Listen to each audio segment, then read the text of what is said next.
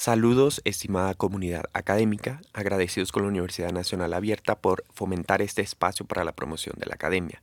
En esta oportunidad, mi persona, Eduardo Méndez, en conjunto con la doctora Janet Arteaga, estamos presentando la ponencia titulada Investigación narrativa y posibilidades en la reflexión sobre la práctica docente en ciencias naturales. Un trabajo que desarrollamos dentro de la Universidad del Zulia en nuestra línea de investigación didáctica de la matemática y de las ciencias naturales.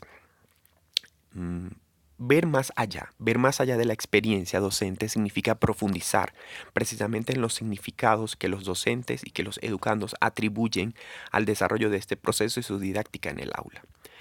El relato como forma de construcción narrativa nos permite pasar de la experiencia a los significados.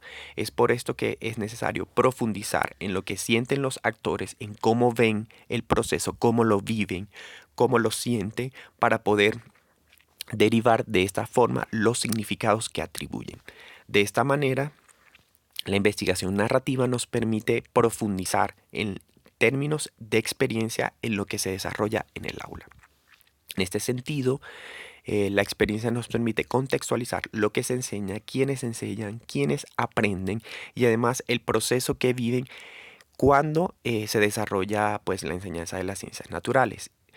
Esto significa que debe considerarse la propia naturaleza del conocimiento, en este caso vinculado a la parte experimental, a la parte metodológica propia o característica de las ciencias naturales, que está implicada, pues, por supuesto, en la práctica docente de esta área. Nuestra situación de estudio nos conduce a revisar lo que es la narrativa. Para la Real Academia de la Lengua Española, la narración es una de las partes en la que suele considerarse dividido el discurso. En este caso, el discurso referido a la experiencia vinculada a la enseñanza de las ciencias naturales. Para Murillo, podemos ver que la narración implica la elaboración de un relato y en este relato se devela una dimensión antropológica fundamental dentro de la experiencia humana para indagar en cómo se comprende el mundo. En este caso, el mundo está situado en el escenario o en los escenarios educativos donde se enseña y se aprende ciencias naturales.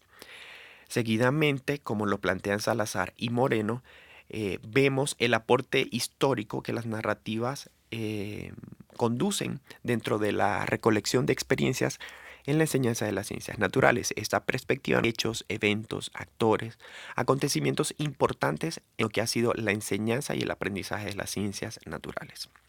En este sentido, nuestra investigación tiene como objetivo analizar los aportes de la narrativa como forma metodológica para la reflexión docente en ciencias naturales. Desde la perspectiva metodológica, la investigación es descriptiva de tipo documental. La recolección de la información tuvo lugar a través de la búsqueda de la narrativa como método de investigación y ver posteriormente cuáles son sus posibilidades dentro de los procesos de reflexión para docentes en el caso del área de ciencias naturales. Como resultados, en esta tabla podemos ver cuáles son las características de la narrativa y sus aportes en la reflexión docente. En primer orden tenemos la contextualización, como lo plantean Borjas y Murillo, como un elemento que permite ubicar el contexto en tiempo y en espacio en el que tiene lugar la acción educativa, es decir, situarnos dónde ocurre y quiénes son los partícipes de esta. Seguidamente vemos el carácter histórico al que aluden Blanco, Salazar y Moreno, pues permite rescatar los hechos, eventos, usos vinculados a la práctica docente, donde ocurre vinculando al contexto que señalábamos en la parte anterior, para poder reconstruir la experiencia desde la óptica de los propios actores que participan. Luego tenemos la significancia, que se vincula a implicaciones que tiene este relato o el relato que se construye para pasar a la dimensión ontológica, donde la narrativa nos permite acceder al mundo que han construido los actores a través de las palabras o a través del discurso, tal como lo plantean De la Osa y Herrera. Finalmente, la dimensión epistemológica o la característica permite la integración de conocimientos, de experiencias, de creencias en lo que es la enseñanza de las ciencias naturales, en lo que es el aprendizaje de las ciencias naturales, lo que significa o la propia naturaleza del conocimiento de ciencias naturales que se lleva al aula. De esta manera, vemos que estos elementos tienen una continuidad en el proceso de reconstrucción de la experiencia a través de la narrativa. Y de ahí podemos establecer un vínculo entre el contexto, entre los actores que participan, entre los acontecimientos que están vinculados, puesto que la experiencia no constituye solo, o vamos a decir, una simple suma de eventos, sino de los significados que los actores develan para lo que hacen en el momento que lo hacen y de forma posterior. Para concluir, tenemos acá que la investigación narrativa permite la consideración de elementos desde la perspectiva social.